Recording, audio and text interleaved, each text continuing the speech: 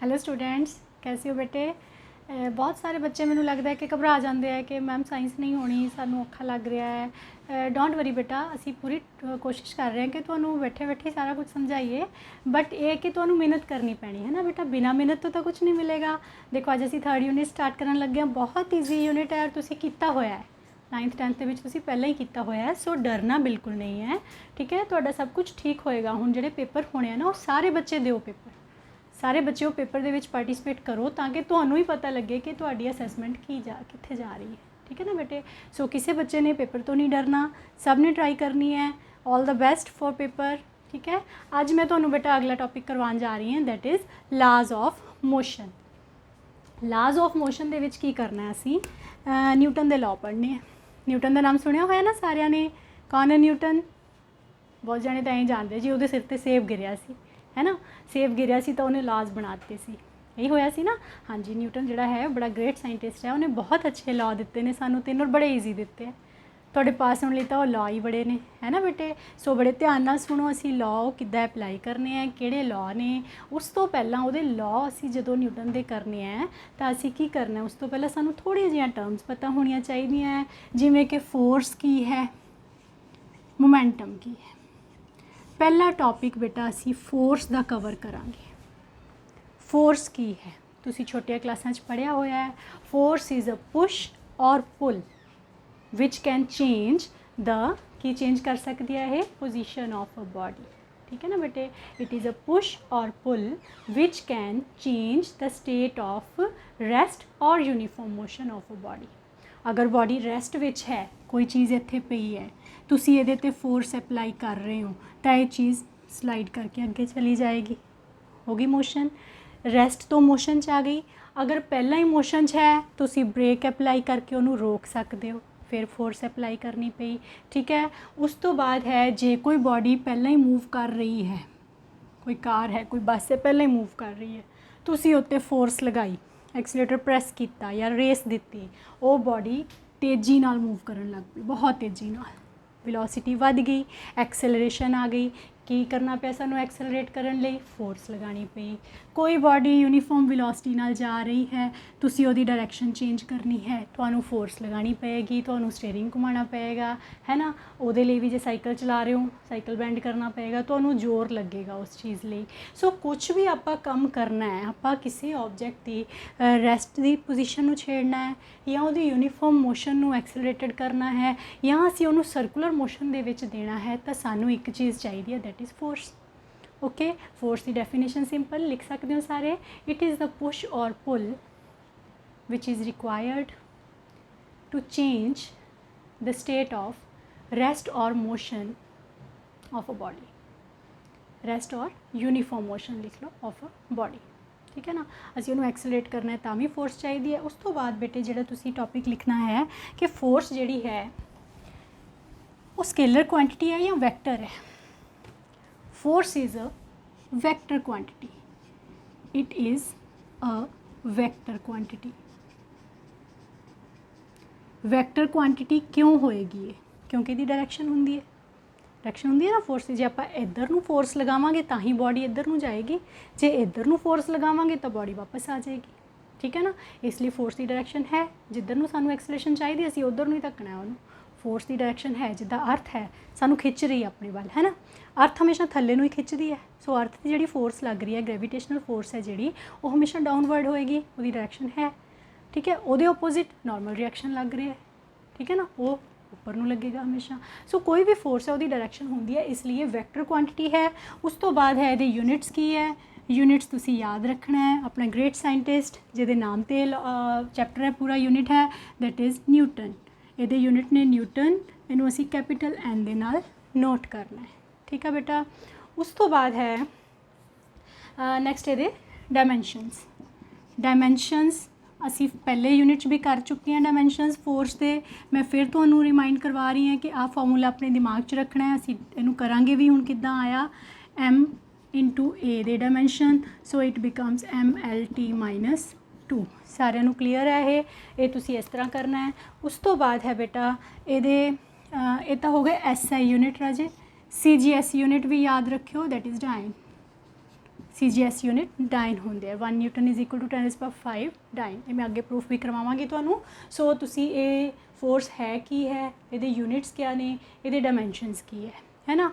हुण दिमाग ला के सोचो कि जिहड़ी फोर्स है कि ये जरूरी है कि फोर्स लगन लई दो चीज़ों को आपस च टच ही करना पवे। जे मैं इस इत्थे मैं कोई ब्लॉक रखिया है, जे मैं उन्होंने टच करांगी तां ही वो मूव करेगा, है ना। जे मैं उन्होंने ढकना है, ऊपर सुटना है, नीचे सुटना, मैं टच करना पएगा, ठीक है ना। कि ये जरूरी है कि कॉन्टैक्ट होना चाहिए ही चाहिए, ये बिना कॉन्टैक्ट तो भी कोई फोर्स लगती है। दिमाग ला के सोचो सारे बच्चे, जे लगती है बेटे तो दसो किहड़ी फोर्स है। फिर वो इसका आंसर है हाँ लगती है। लगती है तो किहड़ी फोर्स है, that is gravitational force. Gravitational force की करेगी बेटे बिना टच तो। तुसी इत्थों छड़ दो, अर्थ ने टच तो नहीं किया होया, फिर भी अर्थ इनू अपने वाल खिंच लेगी, है ना, खिंच लेगी ना। बिना टच तो भी वो फोर्स जिहड़ी तुहाडी बॉल है वो नीचे चली जाएगी। तुसी मैगनेट यूज़ कर दिओ, मैगनेट देखिया होनिया सारिਆਂ ने। मैगनेट नू अगर तुसी आयरन के नेड़े जे लै जाओ, आयरन नेल रख लो, टच ना करो, थोड़ा जिहा दूरों आ जाती है ना, खिंची चली आती वो नाल आके चिपक जाती है, ठीक है ना बेटे। सो ये जिहड़ियां फोर्सिस है बिना कॉन्टैक्ट तो भी हो जांदियां हैं, तो कॉन्टैक्ट भी रिक्वायर्ड है कई फोर्सिस दे विच, ठीक है ना। वो मैं तुहानूं इस तरह लिख दिंदी हां ये कि जिहड़ियां फोर्सिस है जे तां विद कॉन्टैक्ट करनियां ने, कॉन्टैक्ट वाली फोर्सिस है, कोई वो एग्जाम्पल दो। मान लो तुहानूं आ गया कोई कॉन्टैक्ट वाली फोर्सिस की एग्जाम्पल दो, तो तुसीं किहड़ी किहड़ी एग्जाम्पल देनी है। फोर्स जिहड़ी है वो विदाउट कॉन्टैक्ट भी हो सकती है, विद कॉन्टैक्ट भी है। ये तो जो दो बॉडीज़ एक दूजे नाल कॉन्टैक्ट है, इत्थे आएगा जे विदाउट कॉन्टैक्ट है। विदाउट कॉन्टैक्ट जिहड़ी तो विद कॉन्टैक्ट है वो है नॉर्मल रिएक्शन, है ना। ये है नॉर्मल रिएक्शन हो गई। सैकेंड आई तुहाडी फ्रिक्शन। विदाउट कॉन्टैक्ट दे विच बेटे ग्रेविटेशनल, ग्रेविटेशनल नैक्सट है। ग्रेविटेशनल तो बाद मैगनैटिक फोर्स। इस तरह बहुत सारिया फोर्सिस ने जिन्हां च कईयां च तां कॉन्टैक्ट चाहिए, कईयां च कॉन्टैक्ट नहीं चाहिए। तुसीं कोई एक एक एग्जाम्पल याद रख लिओ, तुहाडे माइंड च क्लीयर हो जाए कि कॉन्टैक्ट वाली किद्दां दी फोर्स की गल कर रहे हैं मैडम, तो जिहड़ी विदाउट कॉन्टैक्ट वाली वो किस तरह की फोर्स होएगी। क्लीयर है बेटे। किसी नूं कोई डाउट है फोर्स दे विच? देखो फोर्स सिंपल जी गल है, पुश और पुल है जिहड़ी कि किसी ऑब्जैक्ट की पोजीशन नूं चेंज कर देगी, ठीक है, या वो यूनीफॉर्म मोशन है उन्होंने एक्सेलरेट कर देगी, ठीक है। उस तो बाद है ये यूनिट की है, न्यूटन है, सिंपल न्यूटन या डाइन, ये दोनों याद कर लियो। ऐसा यूनिट पूछे तो असीं न्यूटन ही लिखने हैं। उस तो बाद आ गया ये डायमेंशन। डायमेंशन तुहानूं दस्से हुए ने, तो वैसे ही मैनूं लगदा मेरे बच्चों नूं रट गए होने हैं, MLT-2, ठीक है ना बेटा। सो ये भी तुसीं लिख सकते हो। नैक्सट है तुहाडे कोल कॉन्टैक्ट ते विदाउट कॉन्टैक्ट वाली फोर्सिस ने। ये पेपर च नहीं आता बेटा, ये सिर्फ मैं तुहानूं एक आइडिया दिता है कि जिहड़े बच्चों ने अगे हायर स्टडी दे विच जाना थोड़ा जिहा तुहानूं क्लैरिटी होर हो जाए, है ना। सो अपनी बुक च बहुत कुछ है पढ़ने लई, है ना, बहुत कुछ असी स्टडी करांगे। पहला असी थोड़ा जिहा बेसिक पार्ट जिहड़ा वो अपने माइंड च आपां क्लीयर कर लईए भी असी पढ़ की रहे हैं, ठीक है ना बेटा। सो फोर्स आइडिया क्लीयर हो गया तुहानूं सारिਆਂ ਨੂੰ। उस तो बाद है बेटा न्यूटन के लॉ करन तो पहला ये ना एक मोमेंटम वर्ड बड़ा यूज़ होएगा। जदों मैं तुहानूं डायमेंशन करवाए सी राजे, तो मैं मोमेंटम के भी डायमेंशन कराए सी, और मैं तुहानूं कहा सी कि मोमेंटम असी तीसरे यूनिट च डिस्कस करांगे। वो मोमेंटम हुण इत्थे असी पढ़न लगे। मोमेंटम क्या है? It is P। हुण की है? एक क्वांटिटी ऑफ मोशन है बेटे किसी बॉडी की, किन्नी मोशन है उहदे विच। असीं इहदा मैथमेटिकल डेफिनेशन ही लिखते होंगे हैं। It is equal to the product of mass of body and its velocity. P is equal to mass into velocity. क्योंकि वेलोसिटी वैक्टर है तो मोमेंटम भी वैक्टर क्वांटिटी है। क्लीयर है सारिਆਂ ਨੂੰ? वेलोसिटी वैक्टर तुसीं पढ़ चुके हो पिछले यूनिट के विच। So momentum is also a vector quantity, ये डायरैक्शन भी है, ये याद रखना है। उस तो बाद ये यूनिट्स की बनते हैं। यूनिट्स की है ये देखो, मास के यूनिट SI यूनिट की होंगे है, मास के किलोग्राम, वेलोसिटी दे मीटर पर सैकेंड। CGS की बननगे ग्राम सेंटीमीटर पर सैकेंड। क्लीयर है बेटे सारिਆਂ ਨੂੰ? मास इंटू वेलोसिटी तो असी ये यूनिट्स ड्राइव कर ले। हुण आ गई गल डायमेंशनस दी। डायमेंशनस किस तरह करूँगे? डायमेंशनस है बेटा मास दे m, velocity they lt minus 1, it is dimension. Clear है सारिਆਂ ਨੂੰ? ਮੈਨੂੰ नहीं लगता कि ਤੁਹਾਨੂੰ फोर्स ਤੇ मोमेंटम ਦੇ ਵਿੱਚ ਹੁਣ ਕੋਈ प्रॉब्लम आनी चाहिए है ना। छोटे छोटे क्वेश्चन ਬਣਨਗੇ ਜਿਵੇਂ कि फोर्स की है, ਇਹਦੇ डायमेंशन दसो, ਇਹਦੇ यूनिट दसो, या मोमेंटम की डेफिनेशन, ਇਹਦੇ डायमेंशन, ਇਹਦੇ यूनिट सारे कर सकते हो बेटा। इनू कॉपी ते अच्छी तरह लिख लो, जिथों नहीं समझ आता वीडियो देख लो दोबारा, नहीं फिर भी समझ आता कमेंट बॉक्स के पा के मैंने पूछ लो कि इत्थों क्लीयर नहीं हो रहा। ठीक है बेटे, नेक्स्ट अपना टॉपिक है मोमेंटम जिहड़ी है बेटे वो यूज़ क्यों हो रही है, मोमेंटम की सानू जरूरत क्यों पै रही है। असी तो न्यूटन के लॉ स्टडी करने हैं ना, तो असी मोमेंटम क्यों स्टडी की, मोमेंटम इंट्रोड्यूस क्यों की। तो यदा जो रीज़न मैं तुम्हें दसन लगी है, याद रखियो P is equal to M into V। हुण की है तुसी सपोज कर लो, मैं तुम्हें दसांगी कि जी फोर्स है ना, असी फोर्स ही स्टडी करनी है, वो मास ते वेलोसिटी ते किद्दां डिपेंड करती है। दोनों क्वांटिटीज़ ते डिपेंड होने करके इन्हां दोनों क्वांटिटीज़ नूं मिला के असी जिहड़ा नाम रखिया वो मोमेंटम रखिया है ना। वो किस तरह डिपेंड करती है। पहला केस तुसी मान लो एक बस है बहुत वड्डी हुंदी जिहदा मास बहुत ज़्यादा है, सपोज कर लो ये बस है, ठीक है। एक कार है बस नालों छोटी है, हल्की है, ਇਹਦਾ वेट जिहड़ा है ਇਹਦਾ मास ज़्यादा है, ਇਹਦਾ मास घट है। ओके, हुण की होएगा, मान लो वेलोसिटी ਇਹਦੀ है 100 किलोमीटर पर आवर, वेलोसिटी ਇਹਦੀ भी 100 किलोमीटर पर आवर ही लैनी है तुसी, वेलोसिटी आपां चेंज नहीं कर रहे। ठीक है, ये हुण सिर्फ तुहाडी क्लैरिटी वास्ते है बेटे, इनू देख के नहीं डर जाना कि पेपर 'च पता नहीं की आ जाना। सिर्फ तुहानूं दस्सण लगी हां कि फोर्स दे नाल मोमेंटम किद्दां रिलेट होई।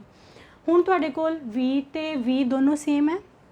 हुण ये दसो जे दोनों 100 किलोमीटर दे नाल चल रही ने, आपां रोकना इन्हां नूं तां फोर्स किहदे ते ज़्यादा लगेगी रोकण वास्ते, जिहड़ी चीज़ हैवी है।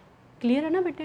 जे आपां नहीं भी साइंस पढ़ी हुई, आपां हले जनरल 10वीं तक पढ़ के आए हैं, या कोई अनपढ़ बंदा भी है वो भी दस देगा कि जिहड़ी चीज़ जिन्नी भारी है उन्होंने रोकण लई उन्नी मेहनत करनी पेगी, जे वो खड़ी है तो उन्होंने चलाउण लई भी उन्नी ज़्यादा मेहनत करनी पेगी। हल्की चीज़ तो फटाफट गई, भारी चीज़ नूं ज़्यादा फोर्स देनी पेगी। इहदा मतलब जिहड़ी फोर्स है वो डिपेंड करती है बेटे मास दे उपर। ठीक है, इहदा मतलब इस क्वांटिटी ते फोर्स डिपेंड करती है। ठीक है ना। उस तो बाद आ गया वेलोसिटी का कंसैप्ट। हुण तुसी सपोज कर लो एक पत्थर है, छोटा जिहा पत्थर, मास इहदा मैं हुण चेंज नहीं करना, मैं दोनों बारी सेम पत्थर लेना है, सेम पीस ऑफ स्टोन। पहला जदों तुसी पत्थर नूं सुट्टोगे, तुसी हल्का जिहा सुट्टियो, वेलोसिटी उहदी let it be 2 kilometre per hour. 2 kilometre समझते हो, माड़ा जिहा तुहाडी अख 'च भी लग जाए, इत्थे भी लग जाए, मतलब जे आपां उस कंसैप्ट की गल करिए, कई बार पत्थर साडे उत्ते गिर जाता आके, छोटा जिहा लगदे पत्थरी जी, कुछ भी नहीं हुंदा, लग के नीचे गिर जाता है। हुण जे यही पत्थर 100 किलोमीटर पर आवर दे नाल आ रहा है, बहुत बारी हुंदा, कई पेशेंट्स मैं बहुत देखे ने कि उन्होंने अख 'च पत्थर चला गया जी, बहुत स्पीड नाल लग गया जी, ट्रेन 'च जा रहे सी उत्थे पत्थर पै गया, स्कूटर ते सी उत्थों सामने कुछ पै गया आके, तो वो की होएगा, देखो मास नहीं चेंज होया है ना, मास तो चेंज नहीं होया, वो तो उदा ही है, लेकिन इत्थे उस चीज़ की वेलोसिटी घट सी तो सानू लग्या ही नहीं कि साडे ते फोर्स लगी है। जदों बड़ी जोर नाल आके साडे लग्या उदों साडे सट लगी। ठीक है ना। ਇਹਦਾ मतलब फोर्स जी है वो वेलोसिटी ते भी डिपेंड करती है। दोनों फैक्टर्स ते डिपेंड करन करके ही बेटे असी मोमेंटम नूं इंट्रोड्यूस किया होया इस चैप्टर दे विच, ताकि जदों न्यूटन ने अपने लॉज दे विच मोमेंटम का जिक्र करना है तो तुहानूं ये ना लगे कि ये कित्थों आ गया मोमेंटम। सो क्लीयर है सारिਆਂ ਨੂੰ, एक फोर्स ते एक मोमेंटम। हुण असी अपने मेन टॉपिक ते आ गए, that is laws of motion. मैं अज तुहानूं 3 स्टेटमेंट्स कलियां दसांगी, फिर डिटेल असी 1 बाय 1 करी जावांगे, नाल ओहदियां एप्लीकेशनस करी जावांगे। ठीक है बेटे। न्यूटन दा फर्स्ट लॉ क्या है, फर्स्ट लॉ दी स्टेटमेंट लिख लो सारे बच्चे कॉपीज़ ते। It states that a body cannot change its position of rest or uniform motion until external force is applied on it। जब तक मैं बाहरों कोई फोर्स नहीं लगावांगी, जे बॉडी रेस्ट च है तो रेस्ट विच ही रहेगी, जे बॉडी मोशन च है तो मोशन च ही रहेगी। ठीक है, उन्होंने चेंज करने लिए की लगाना पड़ेगा, एक्सटर्नल फोर्स। क्लीयर है सारिਆਂ ਨੂੰ। ਇਹਨੂੰ ਅਸੀਂ ਲਾ ਆਫ ਇਨਰਸ਼ੀਆ ਵੀ ਕਹਿੰਦੇ ਆ। ਕਈ ਵਾਰੀ ਪੇਪਰ 'ਚ ਕੁਐਸਚਨ ਆ ਜਾਂਦਾ ਹੈ ਸਟੇਟ ਲਾ ਆਫ ਇਨਰਸ਼ੀਆ, ਤਾਂ ਕਨਫਿਊਜ਼ ਨਹੀਂ ਹੋਣਾ। ਇਨਰਸ਼ੀਆ ਦਾ ਲਾ ਤੇ ਨਿਊਟਨ ਦਾ ਫਸਟ ਲਾ ਸੇਮ ਥਿੰਗ। क्लीयर है बेटे। नैक्सट है सेकेंड लॉ, ये तो हो गया लॉ ऑफ इनर्शिया। अगला जिहड़ा है उहदे विच न्यूटन ने की गल कीती है कि जिहड़ा फोर्स है that is directly proportional to rate of change of momentum. मैं तुहानूं दस्सिया ना, जे मोमेंटम चेंज होएगी तो फोर्स भी चेंज हो रहा है ना, फोर्स इनक्रीज़ होएगा। v इनक्रीज़ होई सी तां भी फोर्स इनक्रीज़ होया, m इनक्रीज़ होई सी तां भी फोर्स इनक्रीज़ होया। So f is directly proportional to rate at which p is changed. इनू असी किस तरह लिख सकते हैं, f is equal to k dp upon dt। p की वैल्यू तो सारिਆਂ ਨੂੰ पता असी कर चुके हैं, that is mv। m constant है, ਇਹਦਾ डेरीवेटिव नहीं होएगा, मतलब m टाइम ਦੇ ਨਾਲ चेंज नहीं होएगा। ਇਹਨੂੰ बाहर लिख लो, वेलोसिटी चेंज होएगी। सो के एम ए आ गया, यह है तुहाडी फोर्स। ऐसा ही दे विच असी के नू 1 लैने हैं, तो F is equal to M into A. Clear है बेटे सारिਆਂ ਨੂੰ। F is equal to M into A relation मैं कितनी बार यूज़ कर रही सी, कितनी बार मैं डायमेंशन कढ़न लगे तो क्या सी यूज़ करना है। न्यूमेरिकल तुसी 10th कीते तां भी तुसी इहनूं यूज़ किया, वो कित्थों आया सी, न्यूटन दे सेकेंड ला तो। ठीक हो गया। सेकेंड ला की कहता है, force is directly proportional to mass and directly proportional to acceleration. जिधर नूं फोर्स लगेगी उधर नूं ही एक्सेलरेशन आएगी, जां जिधर नूं बॉडी एक्सेलरेट हो रही है उधर नूं ही फोर्स लग रही है। Third law is very easy, action reaction force. Third law it states that for every action, third law की कहता है, for every action there is equal and every action there is equal and opposite reaction, equal and opposite reaction। मतलब की है, जे असी अर्थ के उपर force लगा रहे हैं, असी अर्थ नूं प्रैस कर रहे हैं, तो अर्थ भी सानू बराबर ही प्रैस कर रही है। ठीक है। जे मैं इस बोर्ड नूं प्रैस करा, बोर्ड ते मारा मैं एक मुक्का, मेरे हाथ ते भी सट लगेगी, बोर्ड भी मेरे ते अटैक करेगा। फॉर एवरी एक्शन जदों भी असी किसी ते फोर्स लगाने हैं तो वो बदले च साडे ते फोर्स लगांदी है, that is action reaction force. ठीक है। मतलब कि ए ने जिन्नी बी ते फोर्स लगाई उन्नी ही बी ए ते लगाएगा, तो डिपेंड करता मास किहदा ज़्यादा वो वध जानी है। So a equal and opposite. ठीक है ना बेटे, ये हो गई तुहाडी equal and opposite to each other. Magnitude दे विच सेम डायरैक्शन ओपोजिट होणगियां। सो ये क्लीयर कट सारिਆਂ ने याद रखने, तीनों लॉज की स्टेटमेंट अपने माइंड च रखनी है। किसी बच्चे नूं कोई कन्फ्यूजन है तो जरूर दसो, जे समझ आ गया तो वैल एंड गुड। हुण किसी ने भी घरों बाहर नहीं निकलना बेटे, तुहानूं पता है कि लगातार अपने पंजाब च ये बीमारी जिहड़ी वधदी जा रही है। सो सब ने अपना ध्यान रखना है, घर रह के वीडियो सुनो, अपने लेक्चर सुनो, है ना, मज़े नाल अपने नोट्स बनाओ, पेपर की तैयारी करो। Okay Raje, all the best for your papers. Thank you.